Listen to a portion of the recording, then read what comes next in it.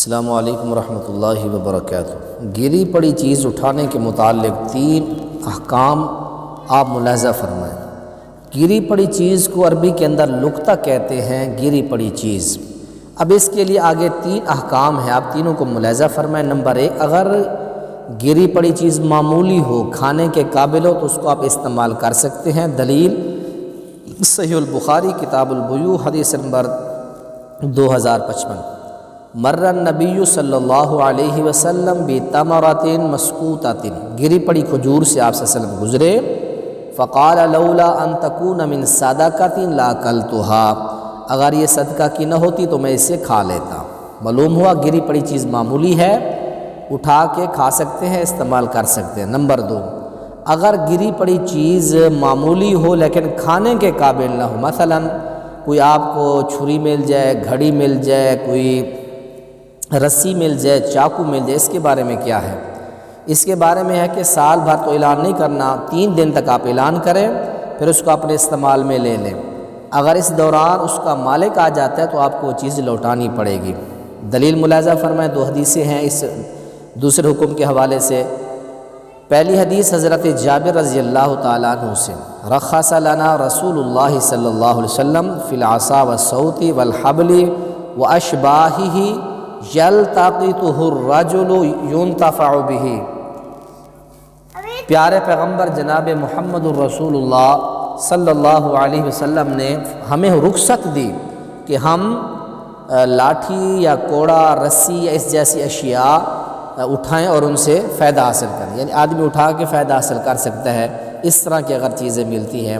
یہ حدیث سنن ابی داؤد کتاب اللقطہ کے اندر حدیث ہے۔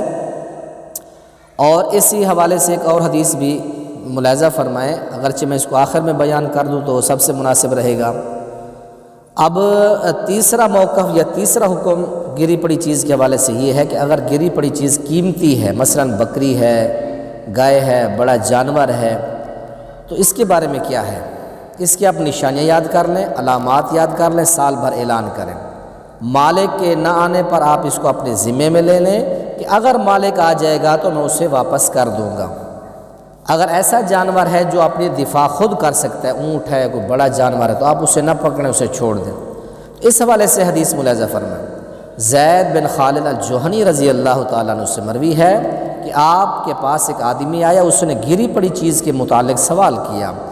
رسول معظم نے فرمایا کہ اس کی علامات یاد کریں اور پھر سال بھر اعلان کریں، اگر مالک آ جائے تو اس کے سپرد کر دیں، ورنہ اس چیز کو آپ نے فرمایا کہ چاہو تو اپنے پاس رکھ لو اور اگر اس کا مالک آ جائے تو اس کو دے دو۔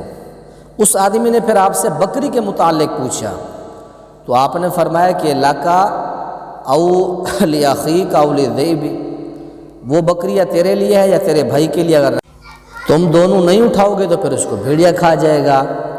تو پھر اس آدمی نے گم شدہ اونٹ کے بارے میں سوال کیا تو آپ نے فرمایا کہ تجھے اس سے کیا لینا دینا، اس کا پانی اور اس کے جوتے اس کے پاس ہے، وہ کسی گھاٹ سے پانی پی لے گا، درختوں کے پتے کھائے گا، یہاں تک اس کا مالک آ جائے گا، اس کو وہ لے لے گا۔ تو یہ حدیث البخاری کتاب اللقطہ سے، مسلم کتاب اللقطہ کے اندر یہ حدیث موجود ہے۔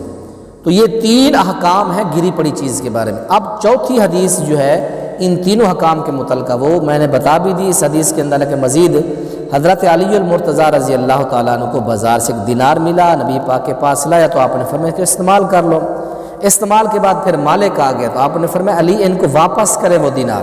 تو حضرت علی المرتضیٰ نے فرمایا کہ اللہ کے نبی میرے پاس تو نہیں ہے، تو آپ نے فرمایا اس مالک کو بھئی جب ان کے پاس وہ چیز آ جائے گی تو آپ کو واپس کر دی جائے گی۔ مصنف عبدالرزاق میں روایت ہے۔ معلوم ہوا اگر آپ چیزیں استعمال میں کر لیں، اگر مالک آ جائے بعد میں، آپ اس کو واپس کرنے کے بھی حق رکھتے ہیں، آپ نے واپس بھی کرنا ہے اس کو۔